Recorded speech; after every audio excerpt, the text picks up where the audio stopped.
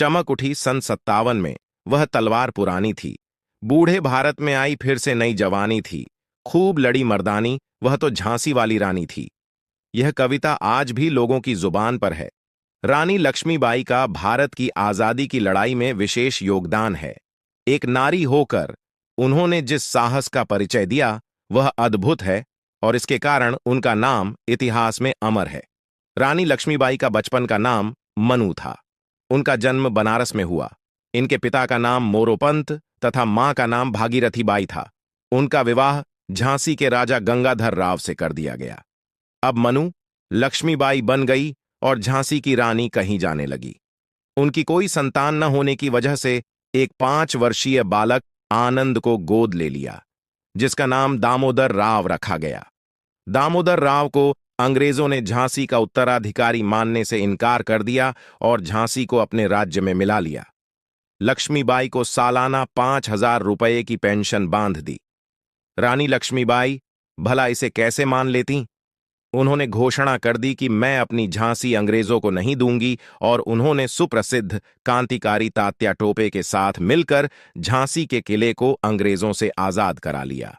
21 मार्च 1858 को अंग्रेज सरदार ह्यू रोज एक विशाल अंग्रेजी फौज लेकर झांसी में चढ़ आया। दोनों ओर से घन घोर युद्ध होने लगा। दुल्हाजू ने लक्ष्मीबाई के साथ विश्वासघात किया और फाटक खोल दिया। अंग्रेजी सेना किले में घुस आई और मारकाट करने लगी। सरदारों की राय मानकर रानी लक्ष्मीबाई अपने दत्तक पुत्र दामोदर राव को पीठ पर बांधकर घोड़े पर सवार होकर निकल पड़ी और कालपी आ गई। कालपी से राव साहब, तात्या टोपे और लक्ष्मीबाई बचते बचाते ग्वालियर पहुंचे और ग्वालियर के किले पर कब्जा कर लिया। पर अंग्रेजी सेना तो जैसे रानी की दुश्मन ही बन हुई थी। महारानी के ग्वालियर पहुंचते ही ग्वालियर के महाराज आगरा चले गए। उन्होंने अंग्रेजों को सूचना दे दी। तब अंग्रेजी फौज भी ग्वालियर आ पहुंची। दोनों ओर से घमासान लड़ाई छिड़ गई।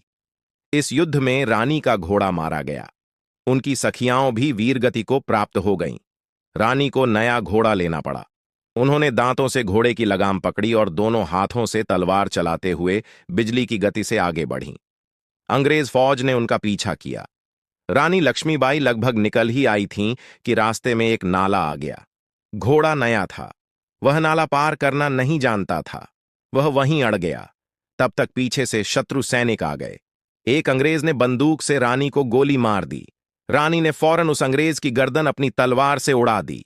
रानी का विकराल रूप देख अंग्रेजी सेना भाग खड़ी हुई। तब तक रानी के विश्वासपात्र सिपाही आ गए। रानी के शरीर में अनेक घाव लगे थे। खून बह रहा था। अपना अंत समय देख रानी ने सिपाहियों से कहा कि वे कुछ ऐसा करें कि उनके शव को अंग्रेज हाथ न लगा पाएं। इतना कह रानी ने अंतिम सांस ली।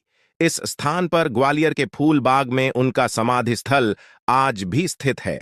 अंग्रेजों से लड़ते हुए 18 जून 1858 के दिन रानी लक्ष्मीबाई अपने देश की आजादी के लिए शहीद हो गईं।